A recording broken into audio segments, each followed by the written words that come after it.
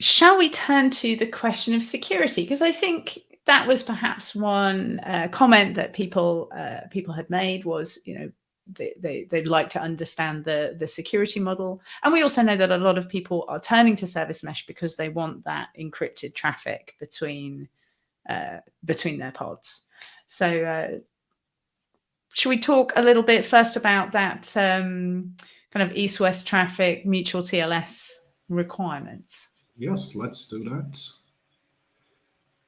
So the last blog post we've shared specifically talked about the sidecarless model, and the big ask based on that is, okay, how are you going to do mutual authentication in that model? What does this mean for secrets? How can we, for example, integrate SPIFFE and so on? So this is a sneak preview at a blog that will go live next week, which essentially provides the details on how Cilium Service Mesh and Cilium, so this will also be available just for Cilium, how Cilium will do mutual authentication in that context.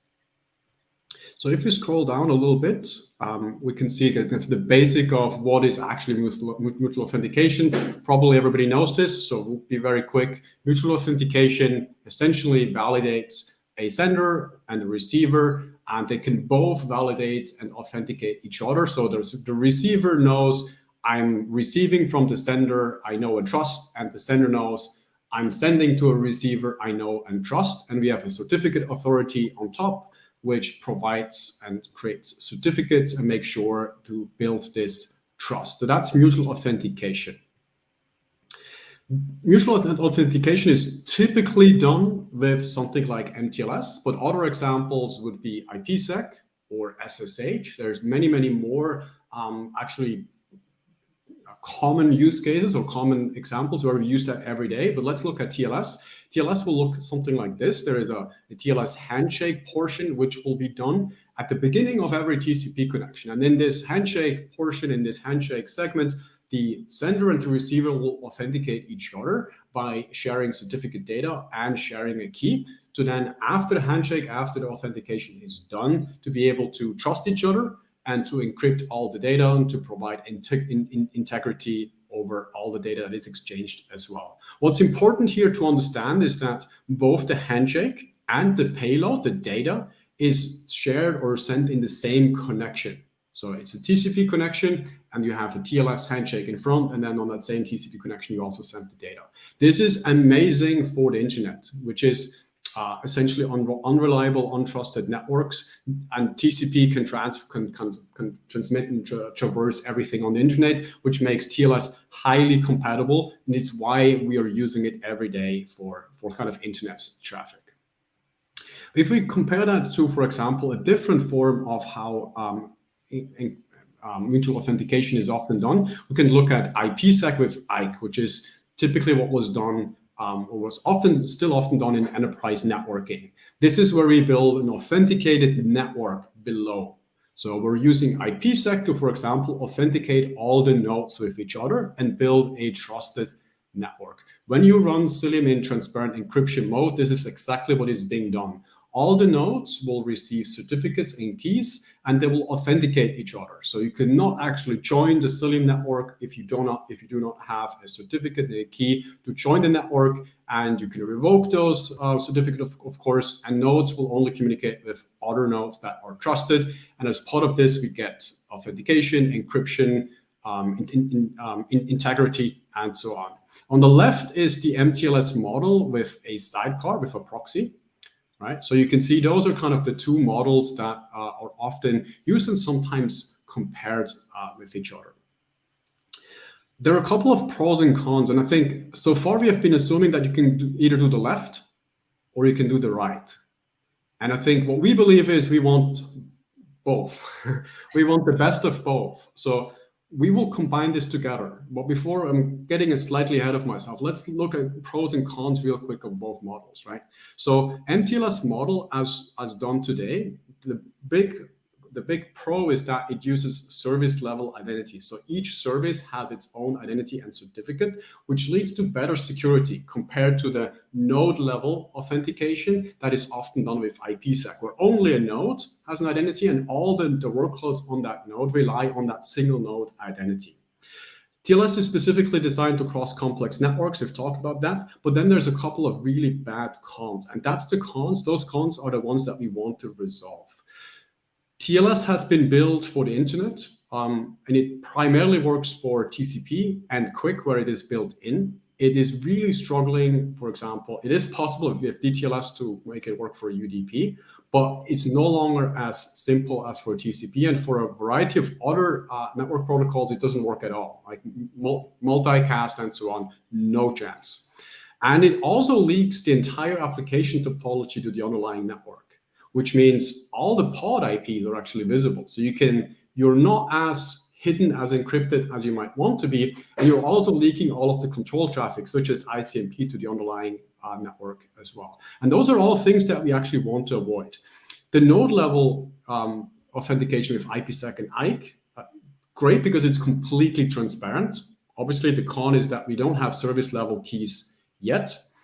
It is also significantly more efficient and scalable because it does not require these sidecar proxies, right? That's not relevant to TLS specifically, but like proxy or sidecar based with MTLS. The big downside is that when a node gets compromised and you lose that certificate, that identity, all the workloads on that node are essentially compromised as well from a certificate perspective, right? One identity has just a broader meaning. So how can we actually get to a model where we combine both of these into a model that is stronger and we benefit from the cons or the pros of both sides? And this is what Cilium will start doing. So we are separating the handshake portion and the data portion, which means TLS is really great to run the handshake. We want to use service-specific identities and keys, and we want to use TLS as the handshake mechanism to authenticate services with each other. But then we don't want to rely on TLS for the actual encapsulation of the data, because that's very limiting and essentially limits TLS to almost exclusively TCP. We want to do the encapsulation on the network level, which means we can hide the entire application topology and we can support any network protocol.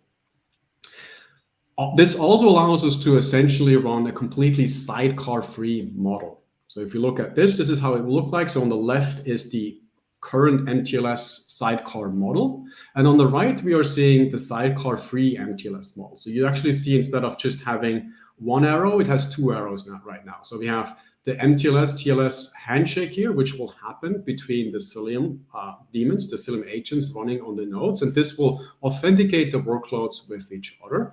And then we have BPF, which transparently holds up the connection data until that authentication has happened, and then can use IPsec or WireGuard, or even optionally nothing, to actually do the integrity and encryption of the connection. So in this model, you can even choose to say, I want authentication, but I don't want encryption, which you cannot choose with a pure MTLS model with the sidecar model. And this gives a lot of flexibility, and it completely decouples the limitations of TLS to provide a secure connectivity pipeline.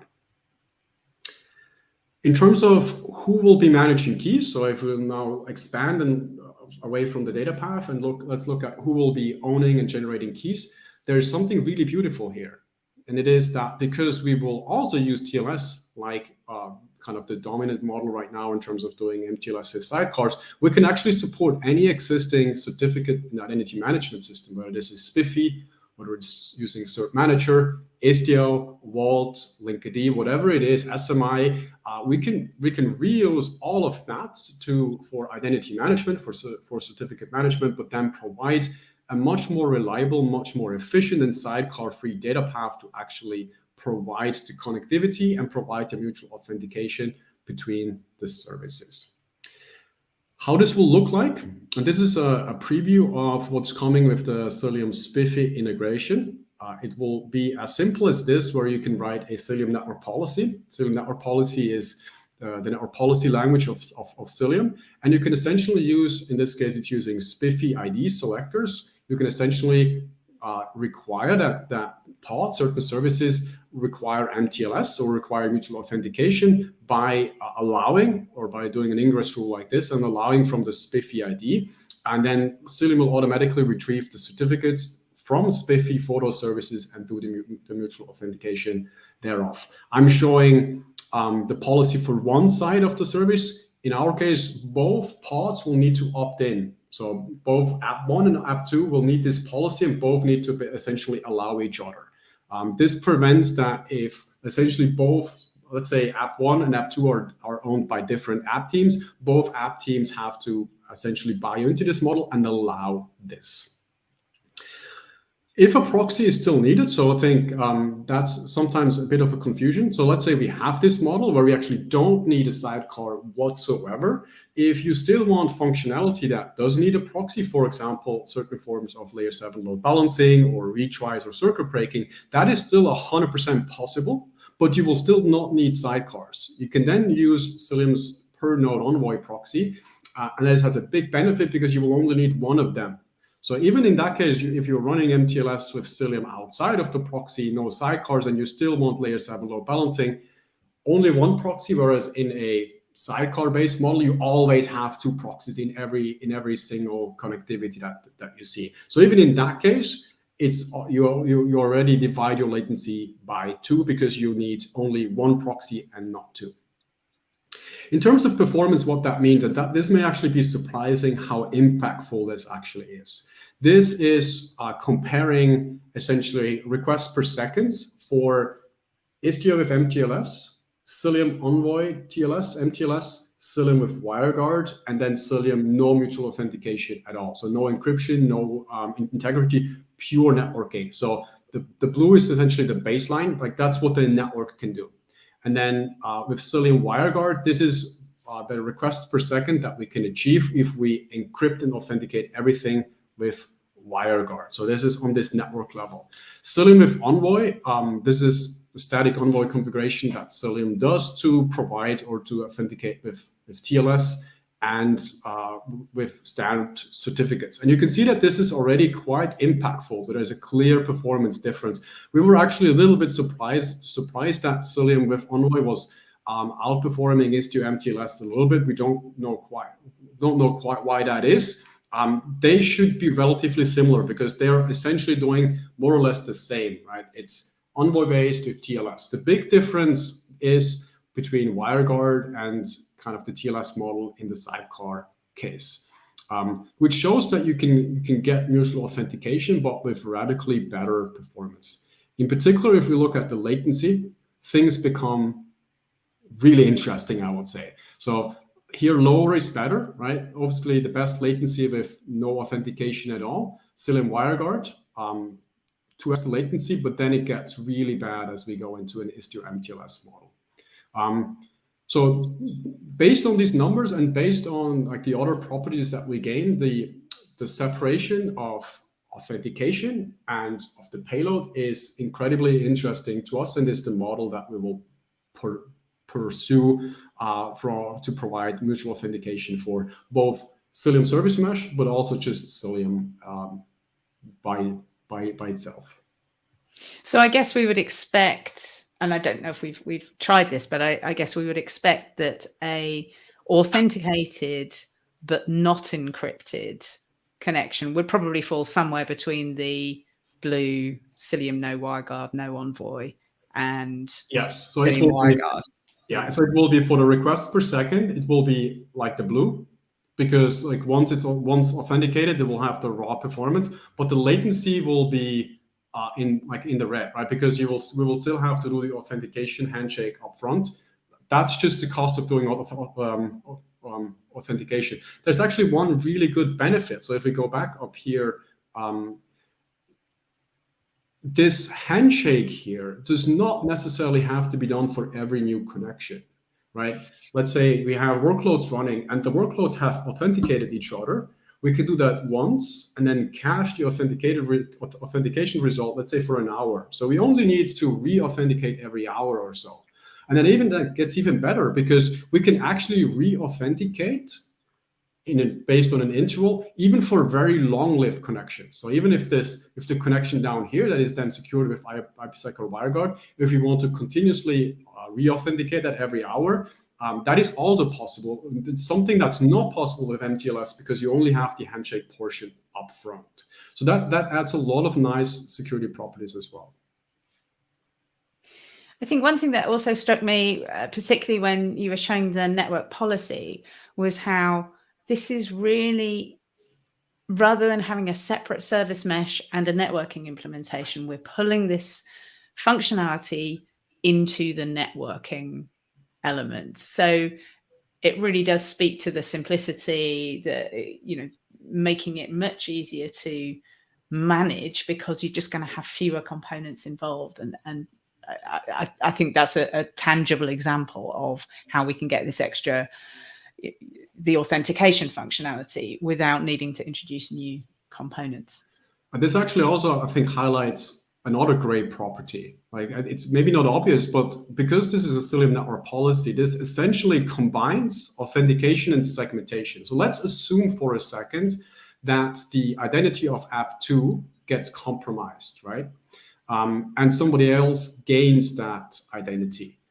That identity in certificate form. Exactly, right? Yeah. But app 1 here will actually only allow from app 2, not just based on who has the certificate, but if that's actually an app 2 pod.